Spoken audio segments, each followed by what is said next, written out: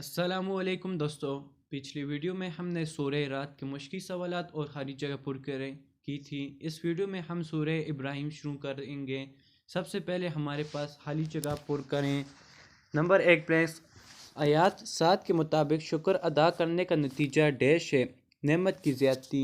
Number 2 آیات 18 کے مطابق قیامت کے دن کفار کی نیکیاں ڈیش کی مانند ہوں گی، کفار کی نیکیاں رات کے ڈیر کے مانند ہوگی۔ نمبر 3 آیات 22 میں ذکر ہے کہ قیامت کے دن ڈیش اہل جہنم سے کہے گا اپنے آپ کو ڈیش کرو۔ قیامت کے دن شیطان اہل جہنم سے کہے گا کہ اپنے آپ کو ملامت کرو۔ نمبر 4 آیات 34 کے مطابق ڈیش کو شمار کرنا ممکن نہیں، نعمتوں کو۔ نمبر 5 آیات 36 میں حضرت ابراہیم علیہ السلام نے ڈیش کو اپنا قرار دیا، پیروی کرنے والوں کو اپنا قرار دیا۔ اس کے بعد ہمارے پاس مشقی سوالات آگئے۔ نمبر 1 پہلے رکوع میں مذکور وَذَكِّرْهُمْ بِأَيَّامِ اللَّهِ میں ایام اللہ سے کیا مراد ہے؟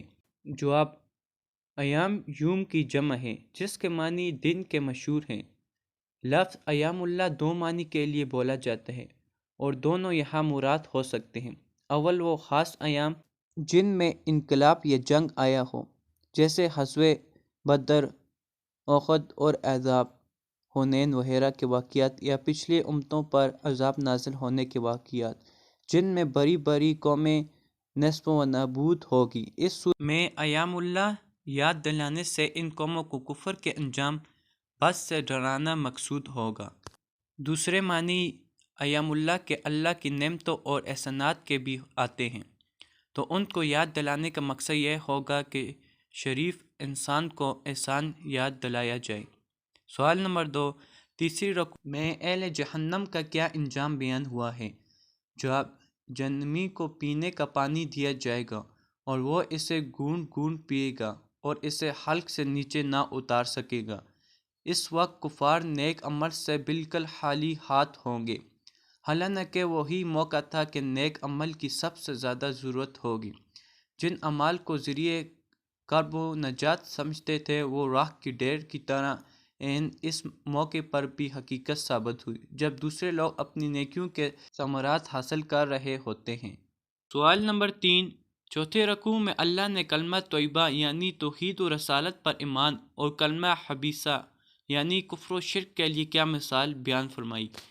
جواب: حضرت شاہ ولی اللہ نے فرمایا کہ دین اسلام کی مثال ایک نہایت عمدہ اور شیرین، نہایت نفع بخش پھلدار اور درخت جیسی ہے جو عالم ملکوت سے اتار کے ملک میں نصب کیا گیا، جو عالم ملکوت سے اتار کے مکہ میں نصب کیا گیا، جو بوچہ علو و رفت یا کلانے کا مستحق ہے کہ اس کی جڑ زمین میں قائم ہوئی اور پھر اس کی جڑیں اور شاخیں پھوٹتی شروع ہوئی اور اطراف عالم میں پھیلتی گئی۔ اور کلمہ ناپاک کی مثال ایک ناپاک و خراب درخت جیسی ہے جسے بوچہ گندگی کے اکھاڑ کر پھینک دیتے ہیں اور وہ سبز نہیں ہونے پاتا۔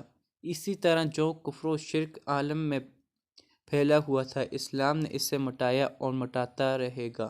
سوال نمبر 4 چھٹے رکوع کی روشنی میں ایک فہرست بتائیں کہ حضرت ابراہیم علیہ السلام نے کن کن باتوں کی دعا مانگی؟ جواب: دعائیں: حضرت ابراہیم علیہ السلام نے مکہ کو امن والا بنا دے، مجھے اور میری اولاد کو بت پرستی سے دور رکھ، اور مکہ والوں کو پھلوں سے رزق عطا فرمائے تاکہ وہ شکر ادا کریں، مجھے اور میری اولاد کو نماز کا پابند بنا، مجھے اور میری اولاد اور تمام مومنوں کو بخش دے۔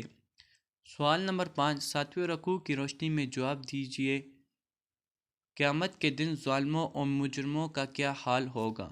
جواب: ظالم لوگ محشر میں پریشانی اور خوف و حیرت سے اوپر کو سر اٹھائے ہوئے چلے آئیں گے، جدھر بھی نظر گئی ادھر سے ہٹے گی نہیں، اور دل و عقل و فہم اور بہتری کی توقع سے یکسر خالی اور خوف سے مر جا رہے ہوں گے، اور مجرم اکٹھا زنجیروں میں جکڑے ہوئے ہوں گے جن میں آگ بہت جلد اور تیزی سے اثر کرتی ہے اور سخت بدبو ہوتی ہے، پھر جسے جہنم کی آگ ویسے ہی وہاں کی گندگ سمجھ لیجیے۔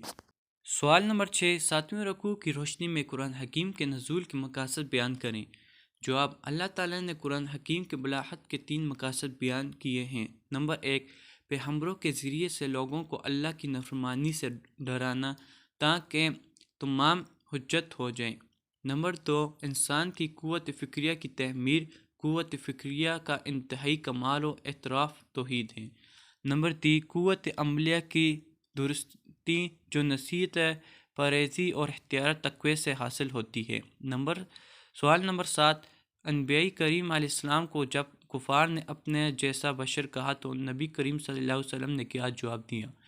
جواب: ان کو ان کے رسولوں نے فرمایا کہ حضرت آدم علیہ السلام کی نسل ہونے میں ہم تمہارے جیسے بشر ہیں، لیکن اللہ جس پر چاہتا ہے احسان فرماتا ہے اور اپنے بندوں میں سے، اور ہمارا کام نہیں کہ ہم اللہ کے حکم کے بغیر تمہارے پاس کوئی دلیل لے آئے، اور ایمان والوں کو اللہ ہی پر بھروسہ کرنا چاہیے، کیونکہ اس نے ہمیں کامیابی کی راہیں دکھائی ہیں، اور تمہاری ایذاؤں پر ضرور صبر کریں گے۔